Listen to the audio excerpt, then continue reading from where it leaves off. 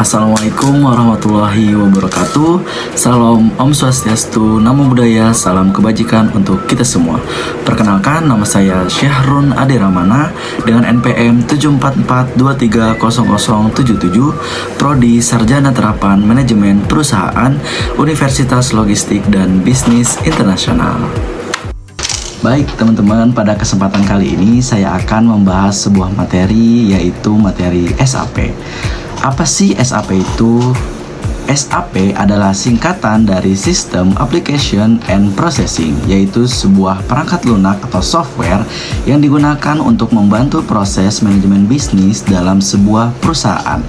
SAP juga pertama kali dikembangkan oleh perusahaan Jerman bernama SAP SE. SAP tergolong sebagai ERP, Enterprise Resource Planning, yaitu sistem yang mengintegrasikan seluruh fungsi penting dalam perusahaan seperti akuntansi, keuangan, produksi, sumber daya manusia, dan sebagainya ke dalam satu sistem terpusat. Materi selanjutnya yaitu adalah tujuan penggunaan SAP. Tujuan utama dari penggunaan SAP adalah yang pertama, yaitu meningkatkan efisiensi operasional perusahaan. Yang kedua, mempermudah manajemen data antar divisi. Selanjutnya, yang ketiga, memberikan informasi secara real time. Dan yang terakhir, yang keempat, mengurangi human error karena sistemasi kerja. Materi selanjutnya saya akan menjelaskan beberapa fungsi dan modul dari SAP tersebut. Yang pertama, SAP terdiri dari banyak modul yang bisa dipilih sesuai kebutuhan perusahaan. Beberapa modul utama SAP. Selanjutnya yang kedua, SAP FI, Financial Accounting, mengatur semua aktivitas keuangan dan pelaporan. Selanjutnya yang ketiga, SAP CO atau Controlling, untuk perencanaan biaya, pengendalian anggaran, dan pelaporan kinerja. Selanjutnya yang keempat, SAP MM, Material Management, mengelola pembelian dan inventaris barang. Yang kelima, SAP SD, Sales and Distribution, untuk proses penjualan, pengiriman, dan penagihan. Yang keenam ada SAP HR, Human Resource, mengelola data karyawan, payroll, dan pengembangan SDM. Selanjutnya yang ketujuh, SAP PP, Production Planning, untuk mengelola perencanaan dan eksekusi produksi. Setiap modul bekerja secara terintegrasi sehingga seluruh divisi dapat bekerja secara sinkron dan efisien. Ibu bapak dosen semuanya, selanjutnya materi adalah cara kerja SAP atau arsitektur.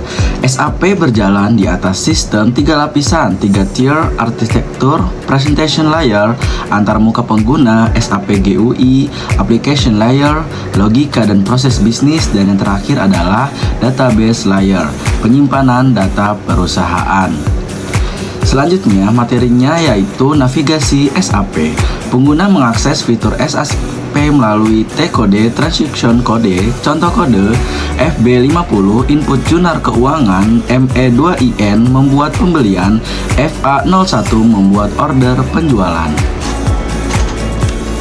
Baik, materi selanjutnya saya akan menjelaskan tentang tantangan implementasi SAP.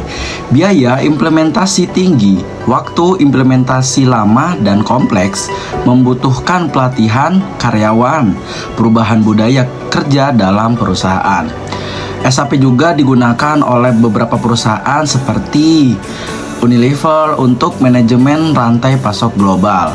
Selanjutnya ada Pertamina untuk pengelolaan distribusi dan keuangan. Selanjutnya ada Telkom Indonesia untuk sistem HR dan akuntansi. Kesimpulannya, SAP merupakan sistem ERP, Enterprise Resource Planning, yang dirancang untuk mengintegrasikan seluruh proses bisnis dalam perusahaan ke dalam satu platform terpusat dengan modul-modul seperti keuangan, SDM, produksi, dan logistik. SAP membantu perusahaan bekerja lebih efisien, akurat, dan terstruktur. Tujuan utama penggunaan SAP adalah untuk menghubungkan antar departemen, mengurangi kesalahan manual, dan mendukung pengambilan keputusan berbasis data real time. Versi terbaru SAP S4 HANA bahkan menawarkan kecepatan dan kemudahan lebih tinggi melalui teknologi database in memory dan antarmuka modern. Meskipun implementasi SAP membutuhkan investasi besar dan pelatihan intensif, manfaat jangka panjangnya sangat signifikan, terutama bagi perusahaan yang ingin bersaing secara global dengan sistem kerja yang efisien dan terdeklarasi. Dengan memahami SAP fundamental, mahasiswa atau pengguna dapat mengenal bagaimana teknologi informasi berperan penting dalam transformasi bisnis dan operasional perusahaan modern. Baik, mungkin cukup sekian pemaparan materi mata kuliah SAP Fundamental. Terima kasih teman-teman dan Bapak Ibu dosen yang telah menonton video saya. Sampai jumpa di video selanjutnya. Wassalamualaikum warahmatullahi wabarakatuh.